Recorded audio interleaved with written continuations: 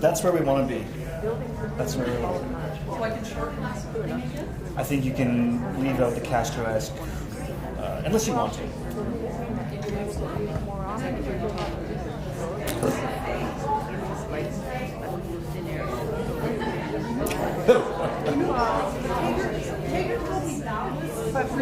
Yeah, she did. That's fine too. That's fine too.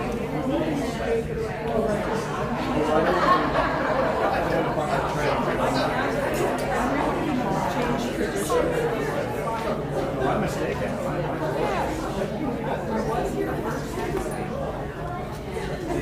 You know what? It's going to finish updating as right as things wrap up.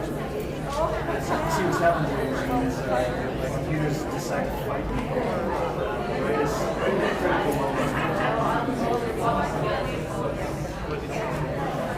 That's an improvement. It's more than a quarter of the way there. Now we're looking good. Sean has kind of delayed his camera. He's going to keep it, I think. He's really generous. That is generous. That is the font of generosity. Are you having me sing? Yes. Oh yeah. Didn't we talk about that? 30 minutes to trade. Okay. That and Anne's. So we were just talking about Anne's delivering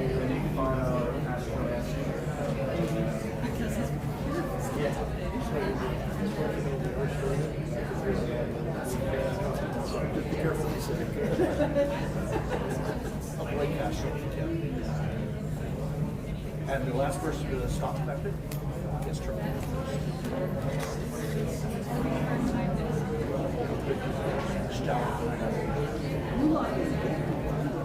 You don't mess around.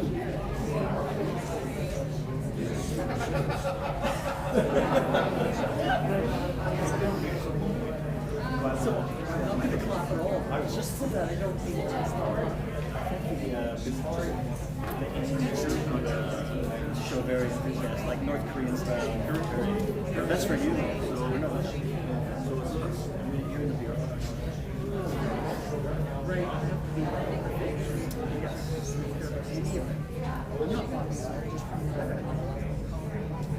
That's hard.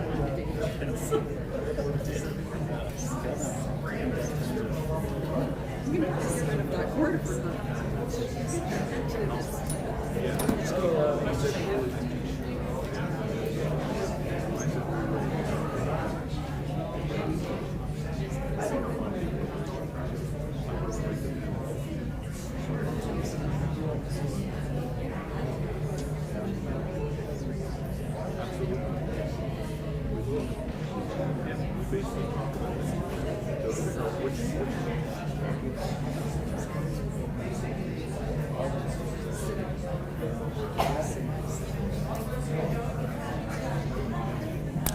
Right, thank you everybody for coming today.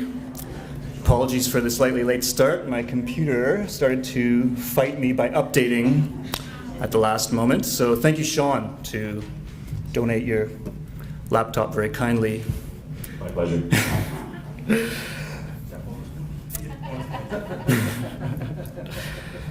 Welcome to the 2024 Columbia Basin Trust Resident Directed ReDi Grant Public Engagement Session for the Village of Valemount.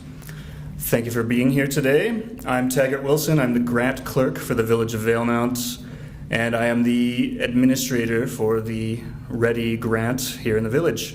Before we get started today, I would just like to put out a few thanks for my own part to village staff, Stephanie Han, who's helped me arrange things in the digital world, Krista Eddy, who's not here today, but it's been a great source of information and experience, and to Chief Administrative Officer Anne Yansu, who's been very patient and helpful and provided a good source of guidance for me. I'd like to turn over the microphone briefly to Mayor Owen Torgerson, who needs no introduction, to say a couple words. Just a single call from the crowd. Thanks very much, Taggart. I think the adjudicators this year have a tough job. 120,000 oversubscribed for this grant program. I am really excited to be here today, both as mayor and as the vice chair of the board of directors of Columbia Basin Trust. I'm really looking forward to the presentations, and whether or not you really like the project or not, being up here is not the easiest thing to do, so big hearty round of applause at the end would be real boost for each of the presenters. So thanks very much and have an awesome day.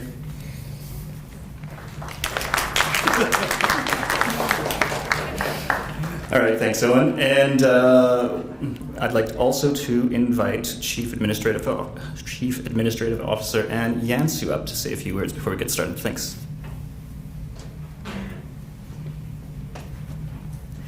Thanks, Taggart.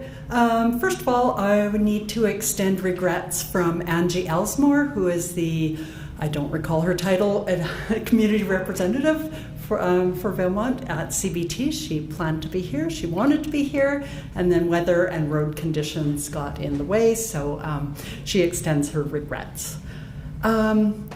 Second, I just want to say how grateful I am to be in a community with so many really great not-for-profit organizations and volunteers. It's quite a remarkable number relative to a number of other places that I've lived, and all those groups and people work really hard to deliver some really amazing things here in Valemount. So if we can start just with a round of appreciation for them, they do really good work. And lastly, thank you all for coming, because as you know from the title, these are resident-directed grants. Your votes matter, your input counts, and just coming here so that you can be more informed, get more detail on each of these projects is important. So thank you very much for coming.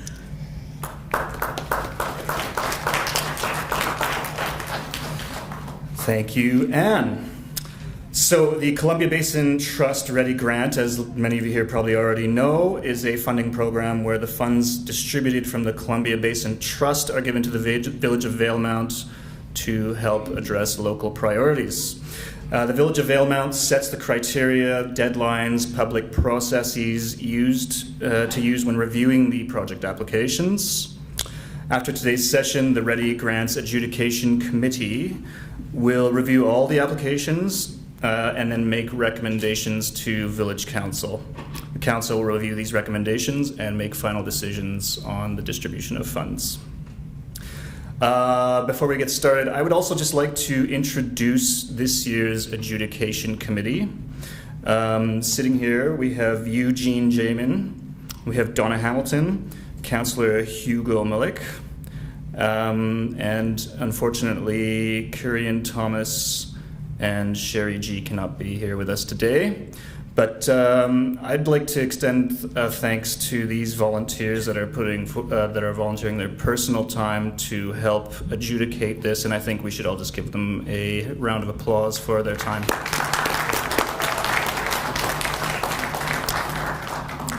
Great. So this year, there is a total of $372,652.75 to distribute among applicants, and the program received 9 applications with a total dollar request of $492,734.54.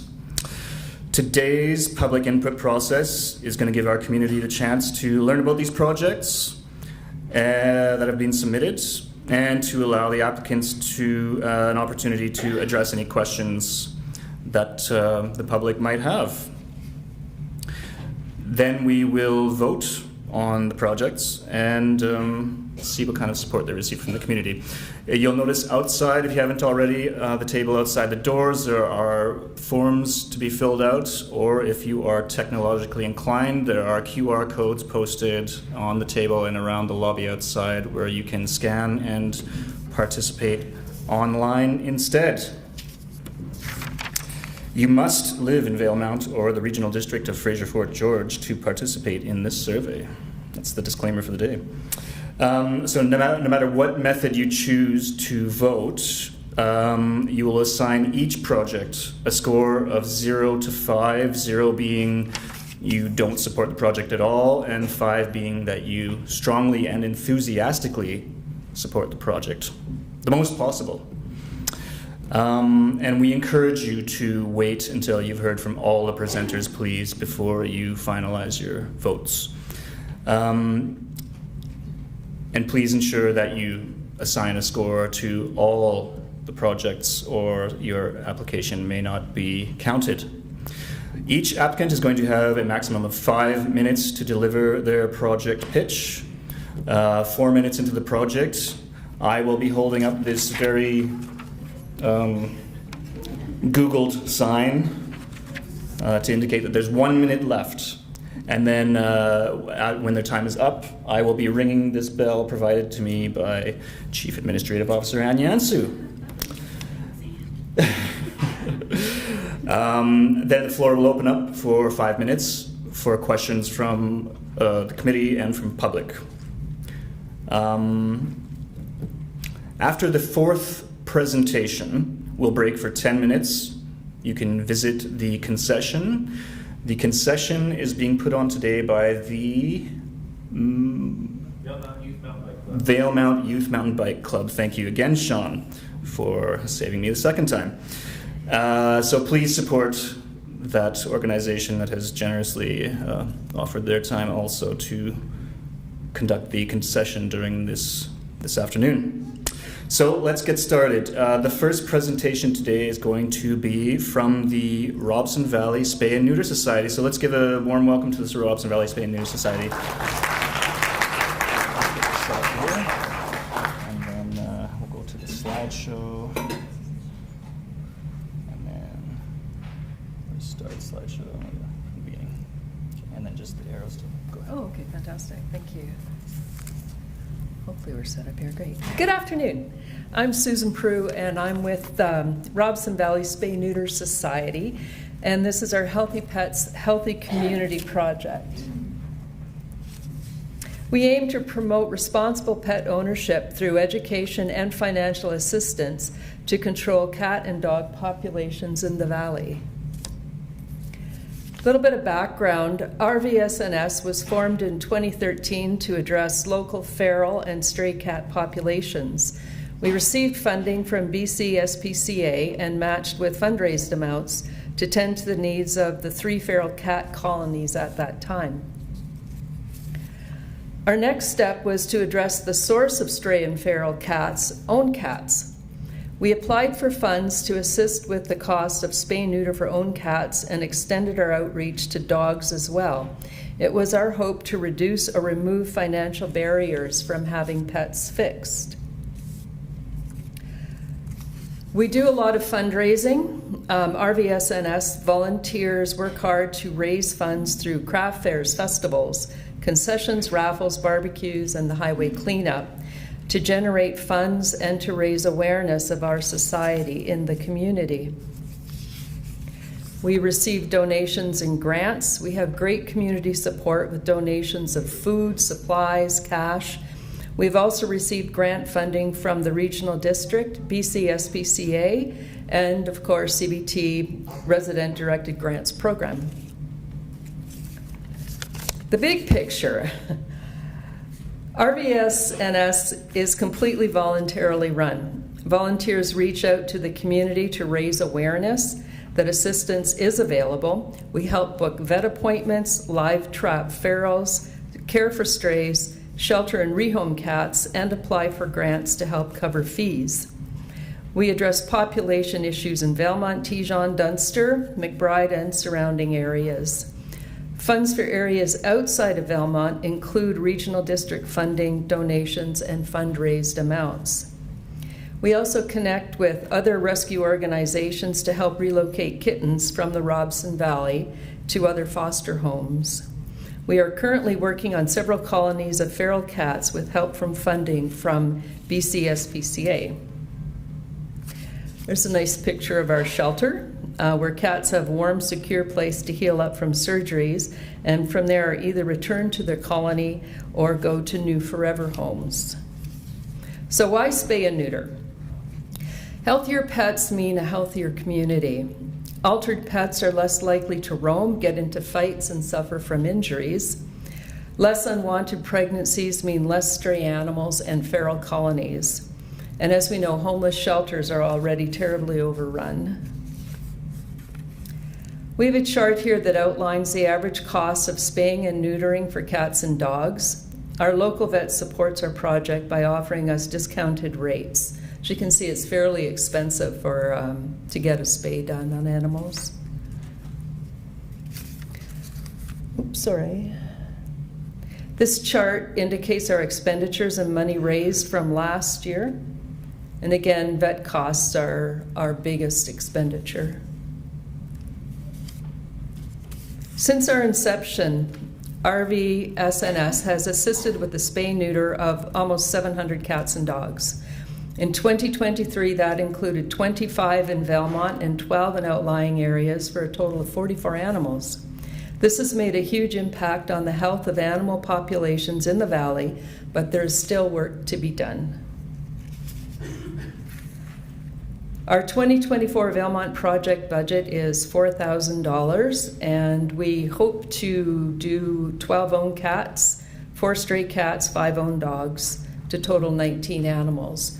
With the owned animals, owners pay half. Thank you. Why is our project important?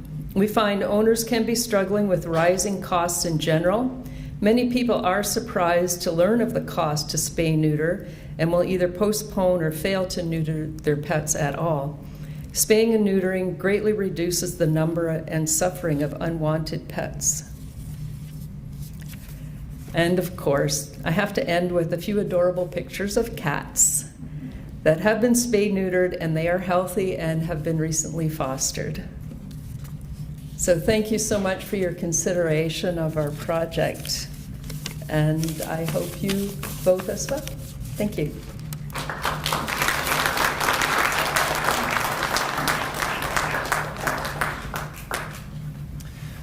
Right, I forgot to mention, when you can take questions. Okay, that's great. If you have any questions, please step up to the microphones provided on either side of the auditorium. I have a question. Part of your statement is that you provide assistance, so if people have pets, you do provide some monetary assistance, maybe not the whole value. Is that what you do? Yes. I have a comment though. It's really unfortunate. My daughter lives in the Edmonton area, and of course there's a veterinary school there, and they do the spaying and neutering of pets for a fraction of the prices on the screen here, and it's really unfortunate because it creates a problem where it's just not happening, like you say. So anyway, and I don't think there's much fix for that. Everybody's got to make a dollar, of course, right?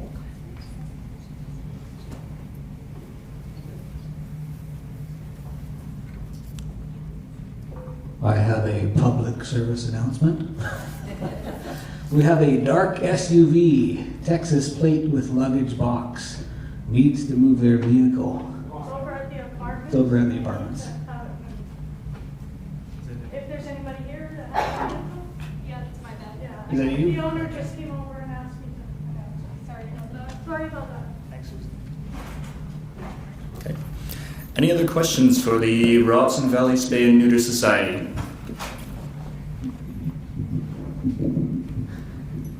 All right, it appears not. Well, big thanks and round of applause for the Robson Valley Spay and Neuter Society then.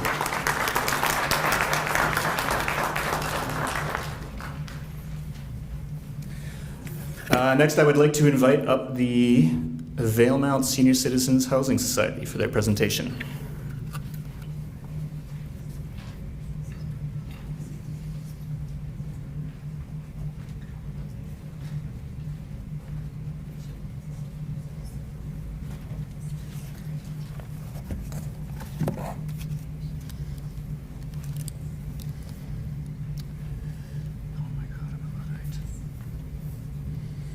Just the arrows to go back and forth.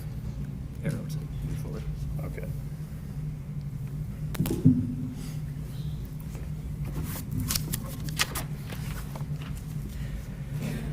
Good afternoon, everyone. For those of you who don't know me, my name is Vern Mickelson, and I'm a board member of the Valemount Senior Citizens Housing Society. With me today is Tom Jamin, who is overseeing the Ash Street Senior Housing build on behalf of the Society. With rising costs of material and labor, certain parts of the original project were eliminated in order to keep the project on budget. Most of these cutbacks were to outside furniture and landscape items. In order to finish the outside space for the tenants to enjoy, a few landscape items need to be purchased. As well as the outside landscaping, we need to purchase tables and chairs for the dining area inside the building. Funding for these items would finish the inside and outside of this state-of-the-art complex for everyone to enjoy. So now we'll move into a PowerPoint.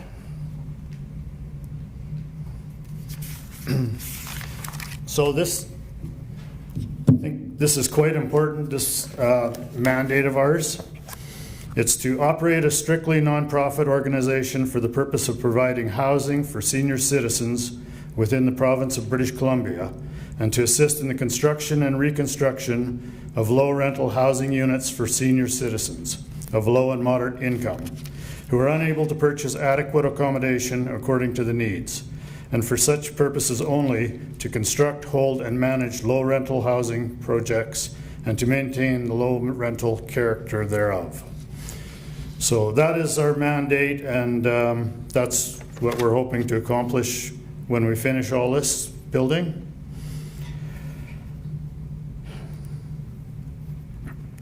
Our goal, the objective is to make the outside area accessible to residents and visitors. So inside, we're short tables and chairs for the dining room. There's a couple of tables as well for the kitchen area. And lastly, for the inside, but not least important, is some storage lockers for the tenants to give them a little additional storage. And maybe more importantly than the inside stuff, the outside stuff that was all scrapped with the original project to be sure that we got the building done. We need to purchase the landscape items to finish off the outside to make it as livable as the inside.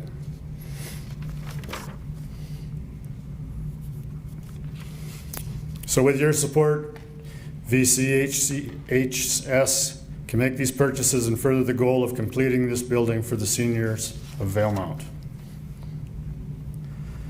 So the plan, if we are successful in our grant application, we will purchase and install the items of our request. And there's a view of the courtyard when in the finished state. And you can see it'll be a beautiful area. There's outside access from the tenants' homes right into the center, so a very, very nice spot to for everybody to hang out and have coffee and what have you. And for all the visitors and families that come as well, there's a good area that people can join together. So our next picture shows the landscape furniture that we're hoping to purchase to finish.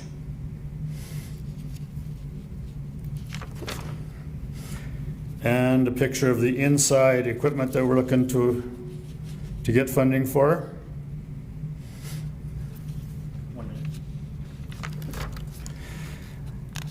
Fundraising, this project was a BC Housing project, and they've got the lion's share of the money in, but you can see the other, way behind. Oh.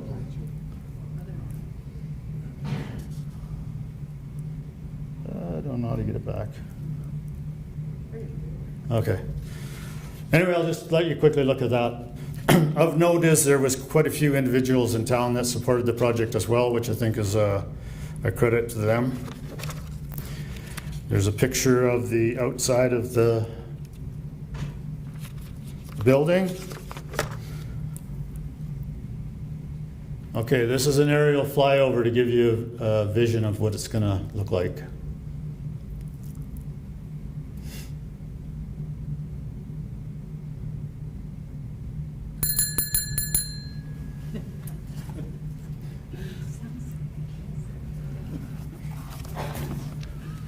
Okay, thank you, everybody.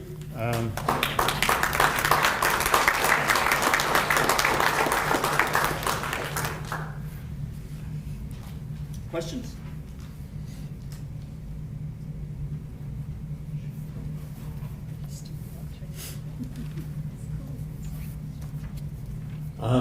Do you guys have a breakdown for, like, that seems like a lot of money for chairs and landscaping stuff. Do you guys have a breakdown of costs of items? We do outside in the lobby area. Okay, cool. Thank you. Yeah.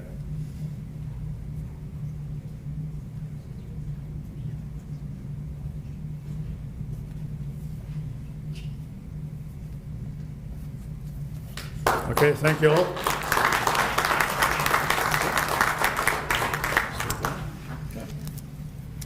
Thank you.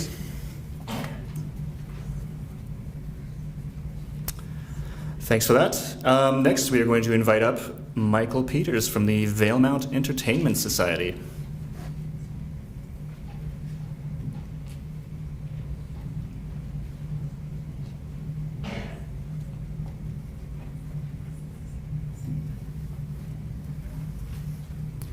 All right, which one? Sorry.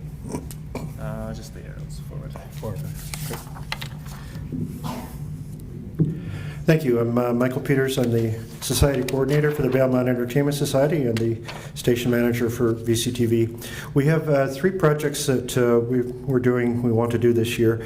The first was kind of foisted upon us by a satellite failure. So the Anik 2 satellite that provided probably 70% of our programming for radio and television is in a declining, failing orbit. And so Shaw has had to move quickly to move all the existing programming to the new satellite, to G1. So that has happened, but what is created is in order to get all of that programming from 2 satellites onto 1, they had to heavily compress both the video and the audio using a new, more efficient compression scheme. And that's the HEVC codec for video and the AAC codec for audio. Our existing equipment, our satellite receivers can utilize support the HEVC codec, but they're unable to support the AAC codec. Excuse me. The first part of our project is to purchase a transcoder that will transcode that audio from AAC into a format that we can broadcast. Without it, we will not be able to broadcast sound on any of the television channels that we have. So that's kind of a critical component of our project. The second is a result of, I'm not sure if you've been up there, or maybe you've been up there in the past on our site on Lower 5 Mile Road. We have a chain link fence around the compound, which is there for security reasons, and it's right on the edge of what used to be a Ministry of Transportation, or I think a regional district, gravel pit. And that gravel pit is eroding, and it's eroding right up to our fence line on one side, and then on the other side there's a road that goes up to, we share that space with TELUS and CBC. We're all kind of in that little area. There's a problem with the drainage on that road, and it's kind of eroding the roadway away. So in order to make it safe for everyone, we're going to move the fence line back in and shorten the compound significantly and make it much safer. That's part one of that. We're going to be working with our partners there that I mentioned, as well as the community forest who maintains the roads, to try to figure out a solution that will stop any further erosion from that. One part of it is drainage, and the other part of it is actually eroding hillside. So part of our project is to modify that chain link fence by moving the fence line back and by putting a new gate further away from any of the problem areas. And the last part of our project is a video camera. So we've been using the same camera since I've got to VCTV, and it was used at that time, so it's 13 years old. It's a high definition camera, which is great because that's what we broadcast in. However, it's starting to fail. If you know anything about technology, 13 years is ancient. And we're starting to lose the color replication, and we're starting to lose the focusing ability of this camera. So it's a bit of a challenge. I can tell you from my experience yesterday at the arena, where there's almost no light in there whatsoever to film, that focusing with a bad focusing apparatus on a camera is very, very difficult. So for my old eyes, I would appreciate if we can do something to help with that situation. So the camera that we would replace it with would be a new camera which shoots in 4K resolution instead of HD, which is great, and it also has better low light performance and better focusing, and also better battery life for that project. So the total grant we're requesting is $40,060, actually $40,059.34, but we rounded up this year. So that's it. Thank you. If there are any questions, we'd be happy to answer.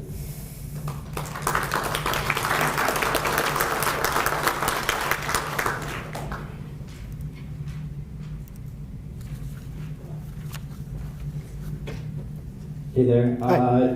Does your nonprofit have any revenue streams to rely on for updating equipment? Yeah, I should note that we're funded through the regional district. It's taxation funded, so our operations are funded, but anything new that we have to purchase, we have to look for grants for it. CBT has been one of the grantors for this. We've also had, in past years, they've had a technology grant, which we've been able to access, but they haven't had that for, I think this would be 3 years now. So there really isn't another grant stream that we can get. We get a bit of money from our broadcasting royalties from some of the larger stations that pay that, but it's not enough to fund major purchases. Okay, thanks. And then do you have any data on the amount of users you have? We don't have. We're not hooked into Nielsen as a small community TV station.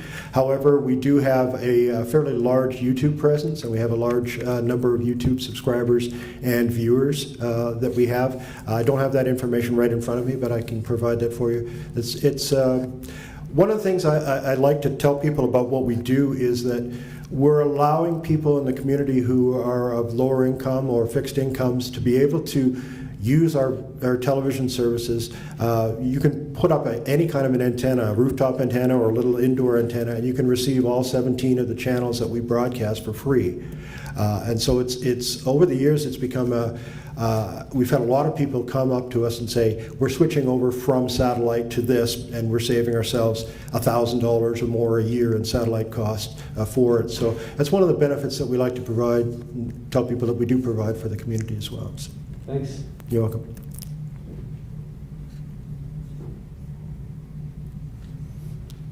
Okay, I don't see any other questions. Thank you very much.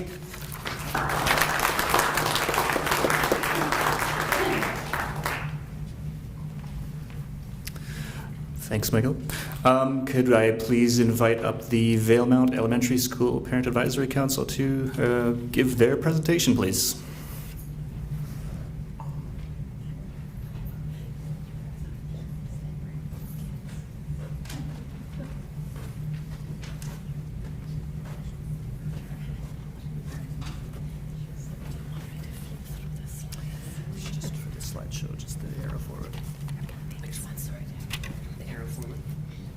Hello, can you guys hear me? Okay. So my name's Amber Flatt. I've lived in this community for almost 12 years now, and I'm a member on the Parent Advisory Committee at the elementary school. And with me I have Stephanie Hahn, who is also a member on the PAC committee. And then we have two special guests here, Ainsley and Alyssa, who are also joining, who are students at the elementary school. So yeah, we're here in hopes of receiving funding for a renovation to the elementary school kitchen. So this is just what we're doing. So right now, a lot of people have asked us, is this something the school district would fund? And unfortunately, it's not. The school district will only fund structural changes or structural needs to the facility. So because the roof's not falling in, or they're not having leaks or something like that, the school district has written us a letter that states that they would not be able to fund this, and the local school budget doesn't have the funding to make this renovation happen. So right now the elementary school has a very tiny kitchen. I would call it a closet in the wall. It is, I mean, kudos to the school because the meals that they do put out of this very tiny kitchen for over 100 students are really impressive. They do salads and soups and hot lunches. But as you can see, there's really no storage. It's tiny. You can get maybe one, maybe two people in there. There's not room for a lot of dishwashing. We've got milk crates holding up supplies. And there's like desks outside for the snacks. There's no pass-through or anything like that. So with this, there's a few problems. So there's a lack of preparation area. So, you know, if we are going to go ahead with a renovation, we've got sort of a table of benefits here as well. So we could do a lot more lunches for kids and expand the amount of food being prepared. There's also increased opportunities for fundraising. So groups and different organizations could also do, you know, baking tables and things like that. And then we could have more support come in. So volunteers could come in and actually be able to help with some of these meal preps. So if we have the option for them to do that, more could be provided. Just with the limited storage, things also can't be bought a lot in bulk. So we can save money if we can buy in bulk and have the space to store things. And if there's leftovers, if we had, you know, freezer space and things like that, there'd be options to store more, so there might be less waste. When we look at the lack of space for students, the school again does bring students in to do some baking here and there, but there's not a lot of opportunity because you can't get many kids in that kitchen. So we'd like to see students more engaged, participating with food preparation, and we think that that would create positive food associations for lifelong learning and positive supports. Lastly, just if we can get an increased frequency of meals being provided, that would help with food availability in our community.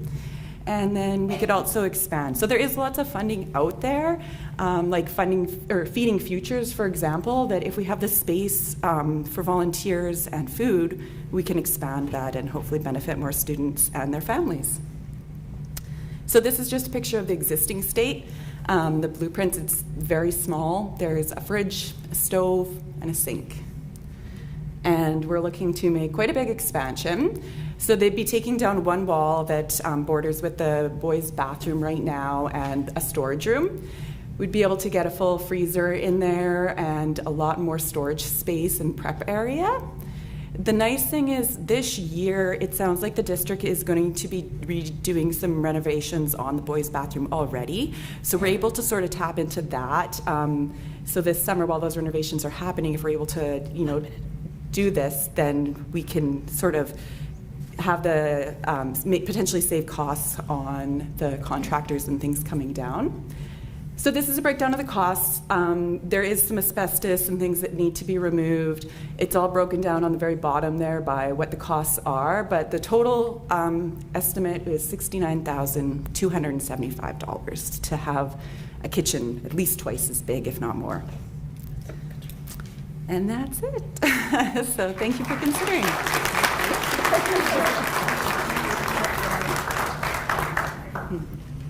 Any questions?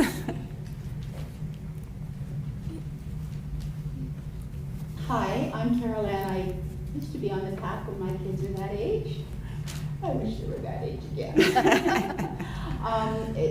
This is more of a testimonial. I did hot lunch at the elementary school, and I did not see the dimensions on your blueprint, but I would say the kitchen is what, maybe 6 by 7, if that? It's very small. I think there's a few people in the room that can attest to that for sure. There's room for one person. If 2 people get in there, it's probably not even that safe. I was really impressed when I went in to volunteer for the pancake breakfast. Like they are mixing batter. They have 2 people in the kitchen running into each other, mixing batter, and then carrying bowls down to all the classroom and packing griddles to every classroom to cook the pancakes and pack everything back to the gym to feed again like over 100 students pancake breakfast. And it was an amazing thing to see all the kids. It was like a Hogwarts style, the tables laid out and all the kids eating together. And it was a lot of work for the volunteers and the staff of the elementary school to be running things back and forth. So I think this would be really beneficial to them. And it would be very nice to have the kids inside and helping. They're not able to do that at this point. Thank you. Good luck. Okay, thank you.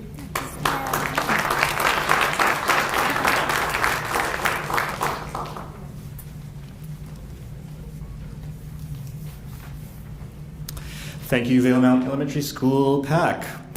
All right, that actually went a bit faster than I thought it would, but let's break for roughly 15 minutes, and we'll come back in at 3 o'clock to resume the final 5 presentations. Thank you.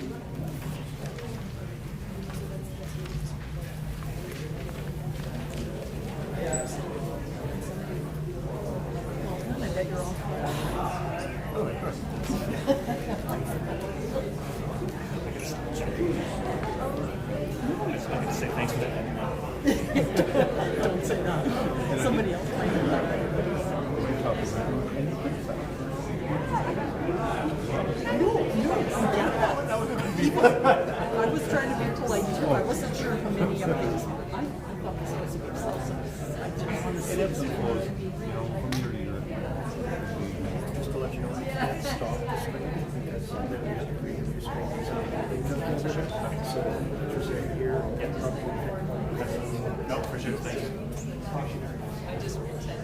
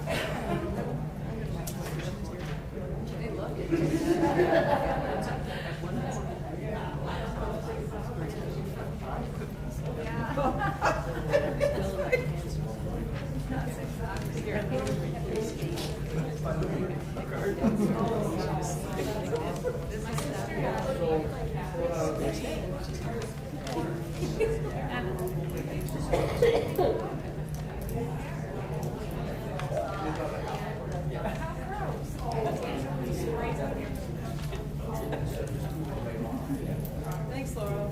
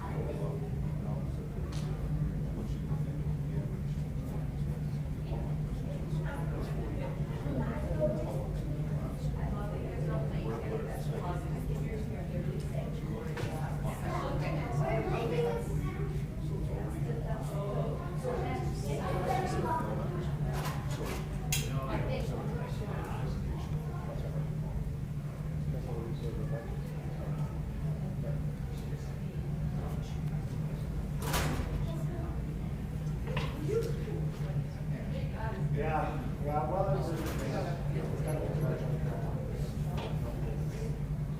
yeah.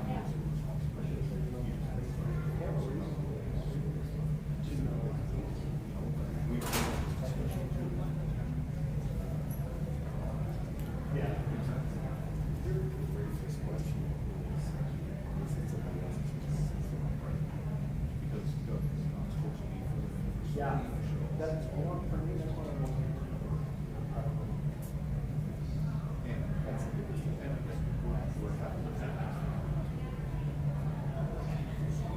You get all the that's okay.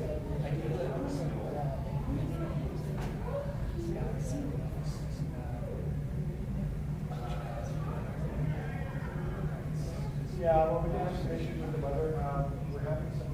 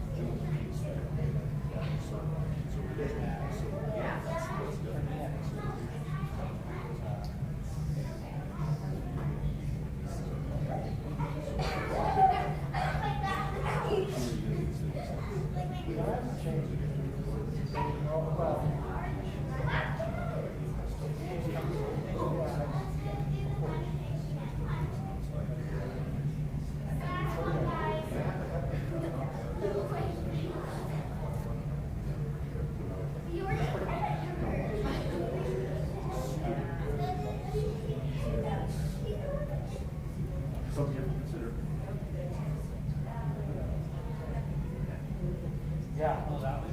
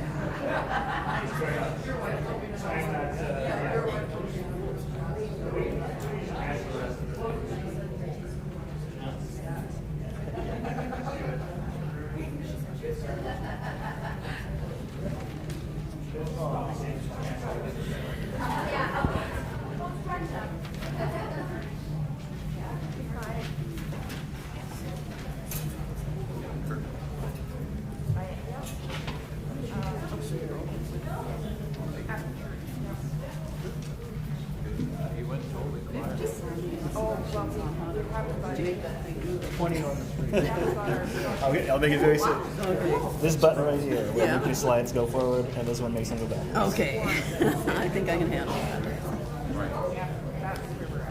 Just give everybody a chance to sit.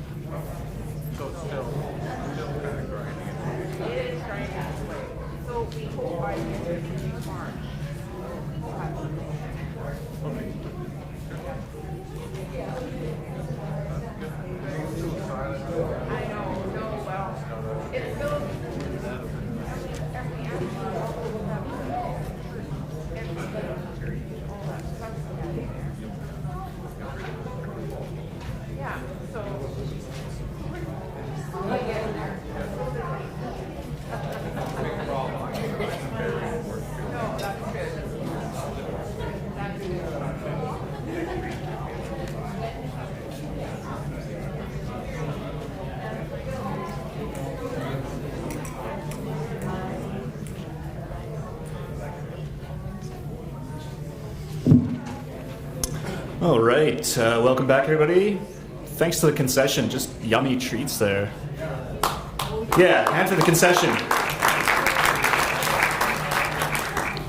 Just a reminder, please do not fill out your forms online or paper until you've heard all the presentations. And now I'd like to open up the floor to the Yellowhead Outdoor Recreation Association. Thank you, everybody. My name is Patricia Toney, and I'm a board member of the Yellowhead Outdoor Recreation Association. And the Yellowhead Outdoor Recreation Association, commonly known as YORA, has been maintaining facilities which promote outdoor activities in the Robson Valley for the last 36 years. And a large portion of these facilities rely on industry resource roads for the access. Unfortunately, many are becoming so overgrown that a regular vehicle can no longer get through the brush, which is what has happened to the Swift Mountain Forest Service Road. YORA's proposed project is to have the 11-kilometer access road machine brushed by a local contractor who has quoted $2,000 per kilometer for a total of $22,000. Making this road accessible for regular vehicles would benefit locals and tourists alike, as this mountain offers a great opportunity for people of all ages and abilities to enjoy an alpine experience and to reach a non-technical summit without a long approach. Losing backcountry roads is becoming a problem all across the province, and in some cases, particularly when bridges are no longer safe, it could mean the loss of access to an entire valley, which would affect a variety of recreational activities. We are fortunate around here in Valemount, as most of our access does not involve a creek crossing, as the cost of building bridges or taking on liability would not be possible for a small club like ours. The first slide is just an example of what a brushed-in road looks like from the windshield of a pickup truck.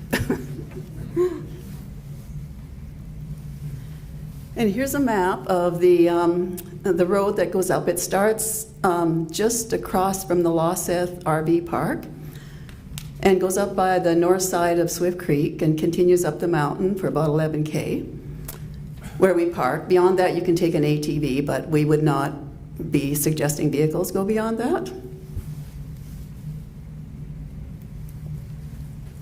And just a sign at the trailhead to let people know where they can park. It's the second sign. We've lost one already.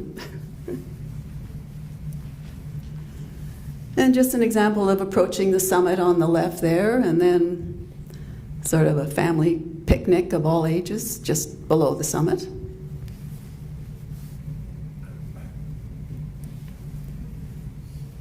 And even the hounds can make it up. And I guess that's it. So any questions?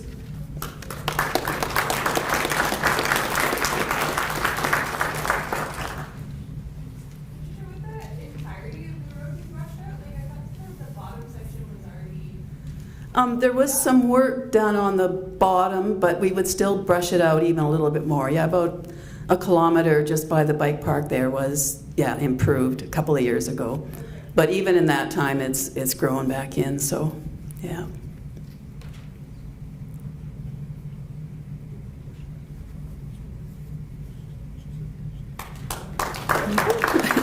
Thank you, everybody.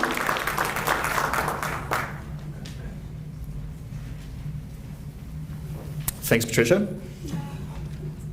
Just a reminder, if you have a question, please step up to the microphone if you can, just so that people listening online can also hear it. I'd like to now welcome the Valemount Curling Club up to give their presentation.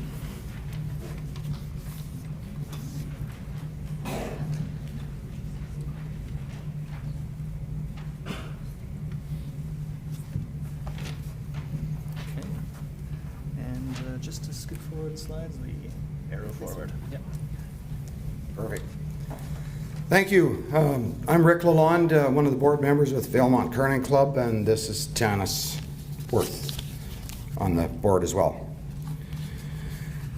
So the ask for 50,400. The ask is for 50,400 to replace doors on the curling rink. They were new 35 years ago. It's hard to understand what could happen. And some of the doors don't seem like they had much for insulation in them on the ice surface area. And of course,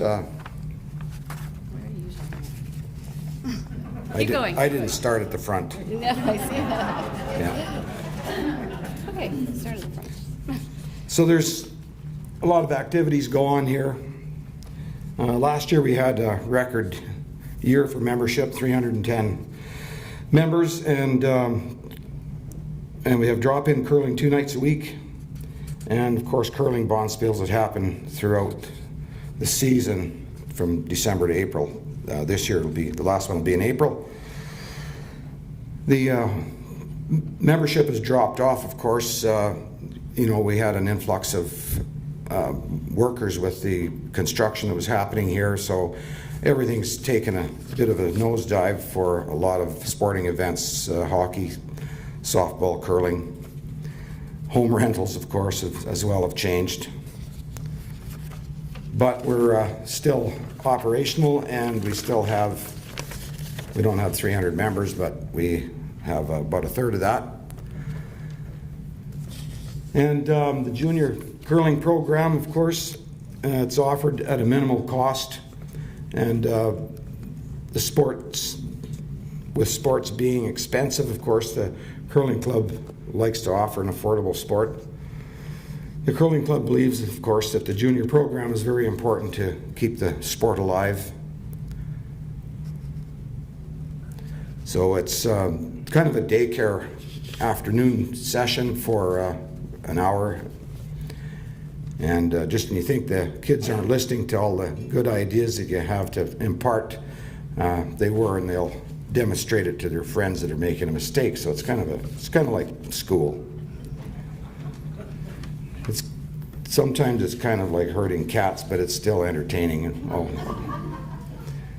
So the Valemount Elementary School curling rinks we've been offering it to the school for curling lessons, and one of the previous board members and president of the club was very adamant to make sure that we have a junior program, and she was one of the instructors.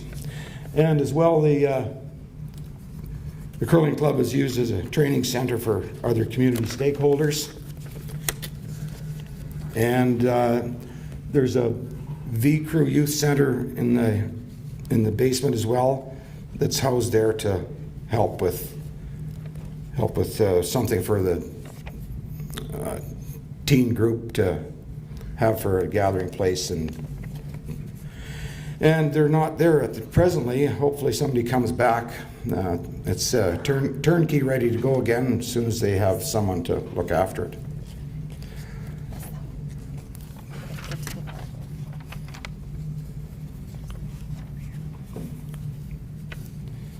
So the curling club is asking for your support in this project, and we'd like to replace all the outside doors, and we believe these upgrades will make the building safer and reduce some of the costs for heating. Some of the doors have suffered some damages over the years from people trying to break in.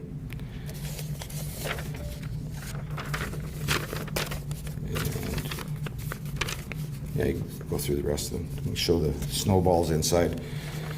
Yeah, along with the snow inside, of course, with the sand that comes off the lake bed, there's also sand that's coming in on the ice surface, and other curling rinks nearby have put tape around their doors to seal them, but of course that's a safety issue for means of egress.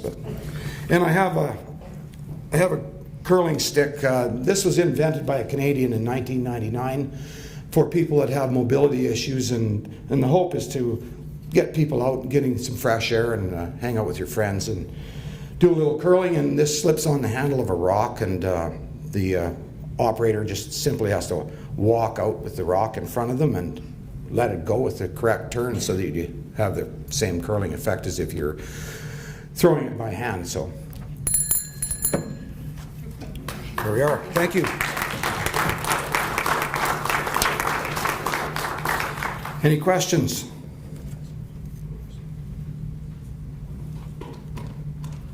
You can stand at this mic, Hugo. You're going to be here.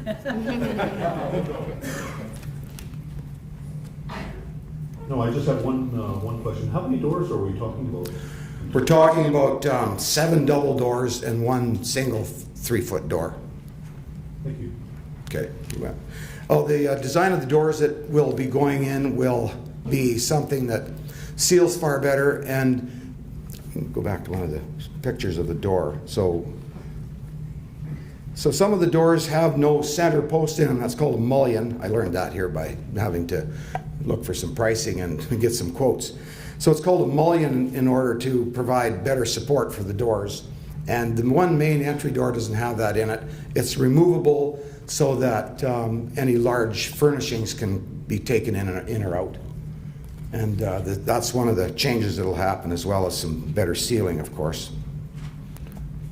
to keep the weather out and the sand out. Okay. That's it. We just want to mention that it's all volunteers at the curling club. There's no paid employees. We're all volunteers. Thank you. Everybody's like all the other groups here, volunteers.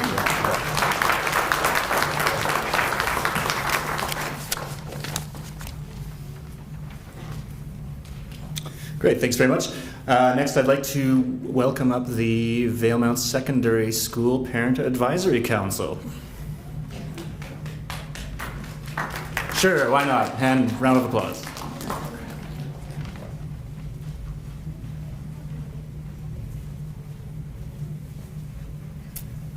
think I would have this down by now. And the arrows to move forward, please. That's good.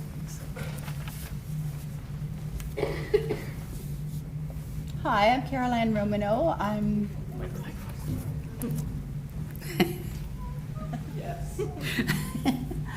Caroline Romano with the Valemount Secondary School Parent Advisory Council. I'm the chairperson. No, I'm not the chairperson. I'm the vice chairperson. Okay. We are asking for a grant to help offset expenses for families and students on travel for sports, cultural events, mental health events, educational events, etc. We're hoping to try and equalize our northern rural students compared to their urban counterparts, and also to equalize access among the families here, because not all families can afford the travel costs. It's often up to $150 when a trip happens to pay for part of the accommodation, part of the travel, meals, etc., etc. I just want to quickly read a letter of support from the irreplaceable Derek Shaw, who's provided a letter to support our application. He says, I can testify through my personal observations that involvement in extracurricular activities and sports often is the catalyst for students to improve academic scores, and is always very instrumental in developing self-confidence, communication skills, and improved acceptance of others as a result of being on a team. But not all families can afford to put their kids on these teams. We wanted to give you an example of one recent trip to Merritt for our boys basketball team. Bus rental, gas, hotel, tournament fee totaled $3,304.69 for a 2-day trip. That does not include meals. So there are many families that just simply cannot send their kids on these trips. We do very, very fortunately have access to the community bus, but it is not always available. Recently, we were unable to attend a trip because McBride Secondary School had booked the community bus. So we're relying on volunteer drivers. We do not have a big pool of volunteer drivers, and we're hoping, if we get this grant, to be able to offer a small honorarium to our volunteer drivers, so we would have a longer list. I know that Mr. Shaw spent 3 to 4 days trying to organize the last out-of-town trip.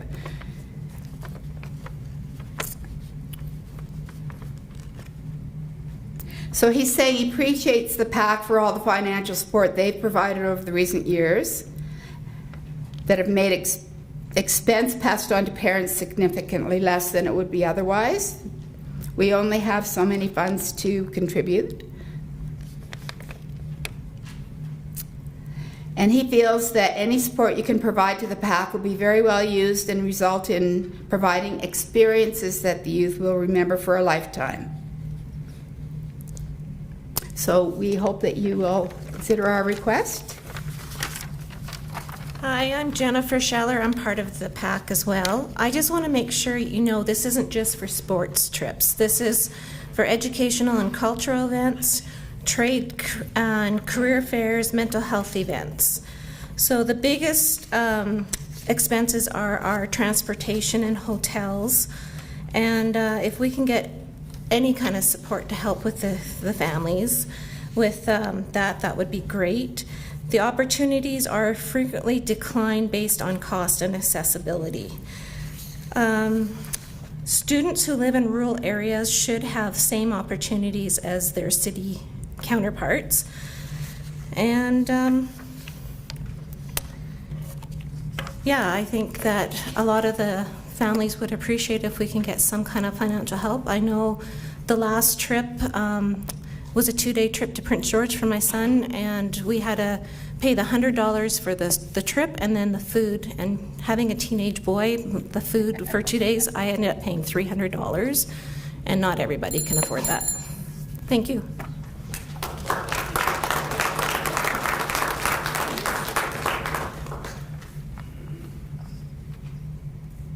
Any questions?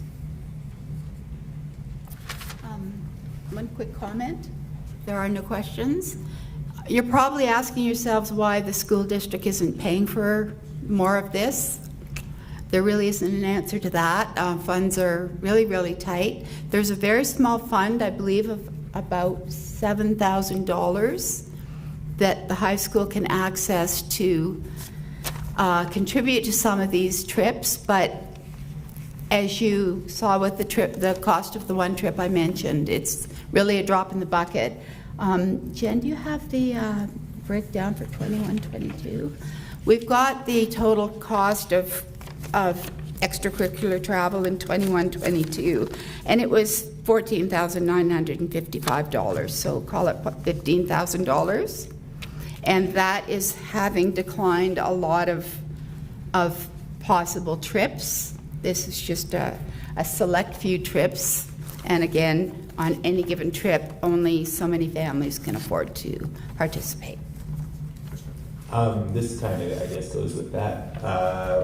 How many more trips do you guys think you'd be able to do with this money? It's hard to put a number on that, but Mr. Shaw said, rest assured, we decline an awful lot, and there would be many more opportunities. I wish I could put a number on that. No, that's awesome. So for this amount, that was 14 trips.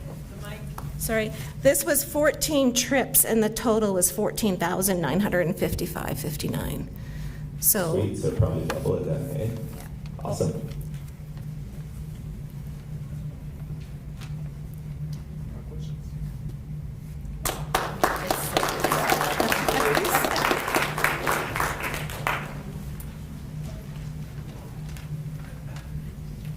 Thank you for that. And now I would like to welcome down the Valemount Area Recreation Development Association. Did I get that wrong? No, it's good. I'm going to start with my introduction before the timer starts here. I'm Sean Kelly, teacher here. Is that cheating? Maybe I'll delete a couple of points for loaning the computer, maybe. Hey, it's fair. Take it where you can, Sean. Sorry, again, my name is Sean Kelly. Thanks again, everybody, for hanging in here today and for showing up to support the ReDi grants. So I'm Sean Kelly. I'm a co-chair on this project. And Zach, do you want to introduce yourself? Yeah, and I'm Zach, and I'm on the Project Pump It Up committee. Awesome. And get me to that slide. So we're a subcommittee under VARDA. looking to build this pump track and skills park in Valemount. We currently have allocation of 3 acres of land. You can see in that picture that we just had up where that is at the John Osachuk Park. So who here knows what a pump track is? Yeah, sweet. That's a lot of hands up. That's awesome. So yeah, we're trying to build a pump track. This is not just going to be for bikes. One thing that we want to stress is that this is going to be for everybody. Anybody who has access to wheels can ride this. So whether you have a scooter, skateboard, rollerblades, bikes, wheelchairs, anybody's going to be able to use this. It's going to be a space to build community, to build skills, to build friendships, and to encourage healthy lifestyles. So there are 2 or 3 people in the crowd that aren't sure about a pump track. This is, again, we've got lots of images of pump tracks. Think of it as kind of a human-powered roller coaster. Again, that can be used by just about any wheeled object, scooter, skateboard, bicycle. And again, just like Zach said, places to build community. I've traveled all over the country visiting these facilities, and the energy and vibe at these places is amazing. You have kids, little kids on run bikes to adults, and everybody's just having a great time riding these zones. So yeah, like Sean was saying, small and large communities have been embracing pump tracks as facilities that are playgrounds for all ages. It doesn't matter how old or young you are. Once you get on that thing, everyone can feel like a kid again. And yeah, once again, we just want to stress that this is a place to foster a sense of community for everyone to gather and play. So we've got our design. This design has been completed and paid for by the committee, by Velo Solutions. They're the global leader in pump track building. So this is aerial shot of the Osachuk Park and the lands designated. We are looking at just building the large pump track currently, with a price tag of about $488,000. And then the rest of the features in this, the kids pump track, the skill zone, and the potential for dirt jump lines is all future projects. So our current project or our current status right now is just building the large pump track. So some of the benefits of a pump track to the community will be increased recreational opportunities for people of all ages and skill levels. There will be a low barrier to access. It's going to be in town and free, so you just need something with wheels. It's going to be a safe space for users to develop skills. We're going to be using underutilized assets, which will benefit residents, potential residents, and tourists, and it's going to be a nice gathering space for the community. We've done a fair bit of community engagement. We've had 5 fundraisers. We've raised about $10,000 through those fundraisers. We've got another raffle coming up, and again, just to highlight some of those results. We had about 90% of people surveyed saying that they would likely or very likely access a pump track and use it. So you can see all these results. We've got them out at our booth, but really lots of community support. We've done, so again, the site design has been completed and paid for. We've got a number of grants that we are going for also. Like I said, it's an expensive project. We're building infrastructure.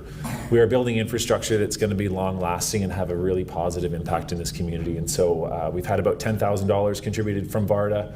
The Source Tree Services donated money in kind. We've had money from the regional district as well.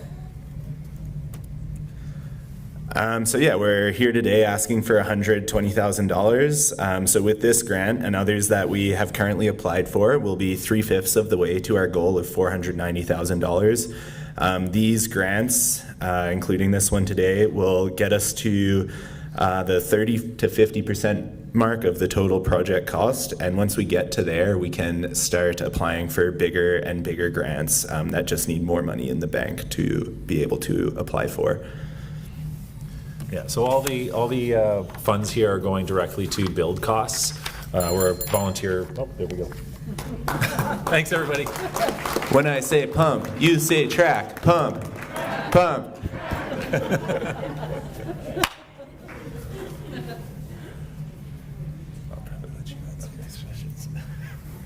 Pump. Track.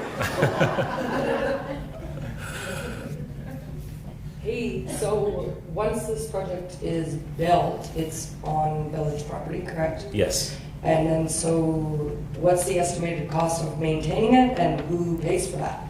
Great question. So we've been working with a number of the other communities who've recently put in pump tracks. They're relatively new infrastructure. The maintenance costs on the asphalt pump tracks are super, super low. So I don't have exact numbers yet. Again, I've been working with the village staff to come up with that plan. And so we're looking at building agreements with the village to make sure it's maintained and well taken care of. Taxpayers? There would be some taxpayer. I mean, that's going to probably end up being like garbage collection, lawn maintenance. Yeah. Okay. Yeah. But to answer your question, yes, it will come down to some taxpayer dollars going into supporting the maintenance of this zone.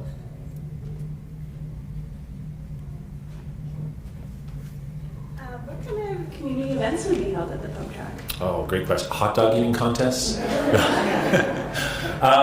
So pump tracks, not only are they like just great places to hang out and ride, but we're building a competition-ready pump track. So we do have the option to potentially host competitions. There is a provincial series that's being put in place, all on Velo Solutions pump tracks. So that's really exciting. So there's even a world championships that you could go to if you qualified. So there is potential for competitions, but also just fun events. Some of the videos that we were playing out in the foyer, there was one video of a wheelie competition and just like lots of coaching opportunities as well. I run the youth mountain bike program here in town, and a facility like this would be incredible to take the kids out to and ride and help them develop skills that could then be transferred into the bike park for sure. And then just to clarify, how important is getting this particular funding for the longevity of the project, or like the possibility of the project? Yeah, this is a critical point for sure. Velo Solutions is a really busy company, and we've got a slot to get the build done. However, some of the some of the grants we are looking for require up to 50% of the funding of the completion funds to be in the bank already, and so this grant is really essential for that to happen. Yeah. Thank you. 2 questions. One, what would it cost kids to go and spend time at the pump track? Oh, I can answer this one. They would only need something with wheels. So, like, I think skateboards are $100 maybe. You don't need a fancy mountain bike like up at the bike park. Scooter, rollerblades, like, you can probably find some of those at the Reuse It Center at the dump. Yeah, super low barrier to entry. And you can even run on them. I've run around on them a few times, and it's pretty fun. It's like whoopee. I actually forgot my second question.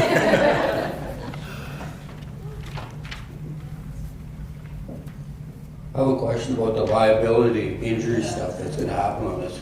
Is the village going to take this on? Who's doing this? Because it's going to be expensive if somebody gets hurt. Yeah, so the village, and I've reached out to several other communities, like I said before, about maintenance and liability. So the liability would be taken on by the village. We've already gotten an initial quote, I believe, from the current provider for the entire project. So if the dirt jumps and whatnot were included, but we're just waiting to hear back again from the insurance provider to get just the pump track. From the correspondence I've had with other villages and communities who put these in, there hasn't been a large increase in the village liability or the city liability based on just a pump track going in. So again, I apologize, I don't have dollar figures, but it is a relatively safe piece of infrastructure. You're on a bike and you could potentially like jump, but the liability, there's not a huge increase there from the other villages that I've communicated with. Are you guys going to have somebody that's safety-wise, that's going to be on site when these children are out there at all times to make sure they're not getting hurt? Good question. It'll be just like any park or playground where if you're running around playing, it's on you. There will be signage put up in around the pump track to ensure that people are wearing helmets, to encourage direction of flow so there's not crashes that way. So there'll be signage to minimize the potential risk and injury. Does that satisfy your question, hopefully? No, it doesn't? Okay. Thanks, everybody.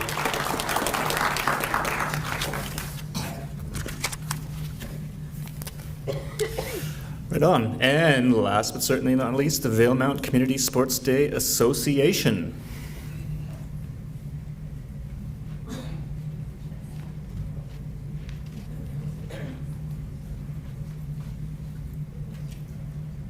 Okay, I've got this finally figured out right at the last moment possible.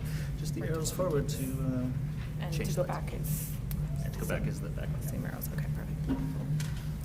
Hello, I'm Laura, and this is Shannon. We're on the Community Sports Days Association. And our board organizes Valemount Days each year, the annual community festival, which I think probably just about all of you are familiar with.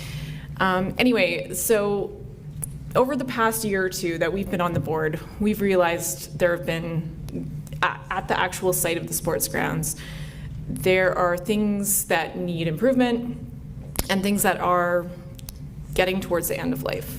If you want to just go forward. This one here. So recently we were informed that Public Works has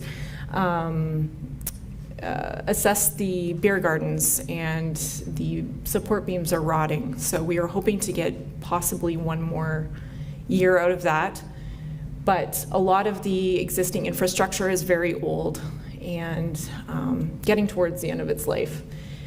So our committee, as well as the village staff, kind of independently had an idea, why don't we sit down and basically do a master plan for this whole area. It's been used for over 40 years. Just about the entire village takes part in Valemount Days. And with some improvements to the area, it could be used more frequently throughout the year. That's just a quote. You can just go forward. Okay. So yeah, the bandstand, each year I have to ask Public Works to add boards so that people don't accidentally fall through it. The booths also are not really usable and need to be torn down. Beer gardens, unfortunately, rotting. And then there's quite a few practical things that we deal with each year, like lack of power, lack of water. The concession building, not quite at the end of its life, but it will need major upgrades in the near future. And then there's not enough covered areas, seating areas, those types of things. So we feel like it would be of value to do a master plan, get community input from everyone. So then this way we can all put our heads together and dream, come up with a vision for that spot. These are just some random pictures I found. So this does not represent what, but basically what it, maybe just go back. What this plan will allow us to do is to really think outside the box about what could be in this space. It's a community space. What do we want to see? Like, it is wide open, especially because a lot of things are going to need to be taken down. We have so much leeway. So it's a very particular time in Valemount history, I feel, for this space. It's a great opportunity. Okay, so this is the quote we got from Urban Systems, which is the sort of go-to planning contractor for the village. And this is the breakdown they provided for this. We also plan to get other quotes from other planners, but they have not come in yet. So it's possible it can come in under budget. But this gives an idea of the type of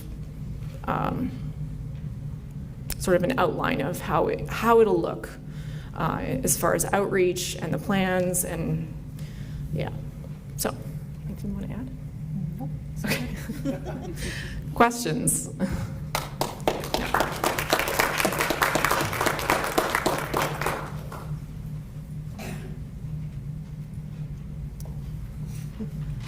I have a comment. It seems like urban systems has really weaseled their way into the hearts of every municipality around. And I feel it's a little bit unhealthy. The quote that you've got to do a plan strikes me as about 5 times too high. It's just a plan, but there's nothing's happening. And I wonder if there's any new planning-centric people in town that could help with this. The other thing is I understand that the village probably wants to use urban systems because they've done so many other projects here, and the hooks are in.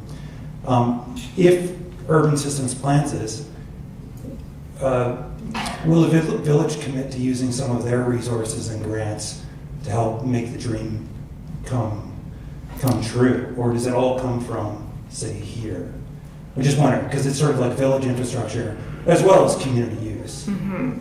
Village staff would be involved in working with the planning group. So like we plan to reach out to other planning agencies, but it did not line up before today. So we're hoping that we can come in at less than this amount, and then that money, if approved, would roll into next year's ReDi grant program. So we are allowed to use other planners. It's just we don't have those numbers.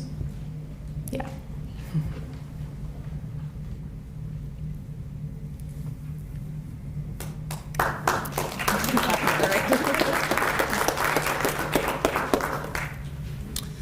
All right, well, thank you to all the presenters. Thank you all for being here today.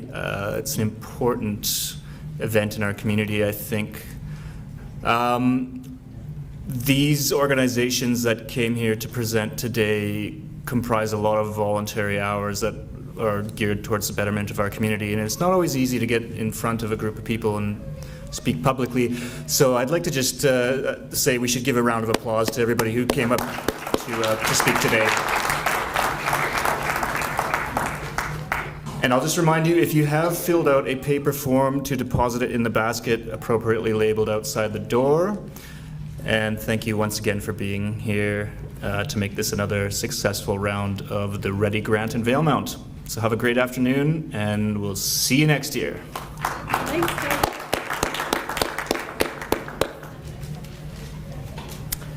And thanks, Sean, for your computer.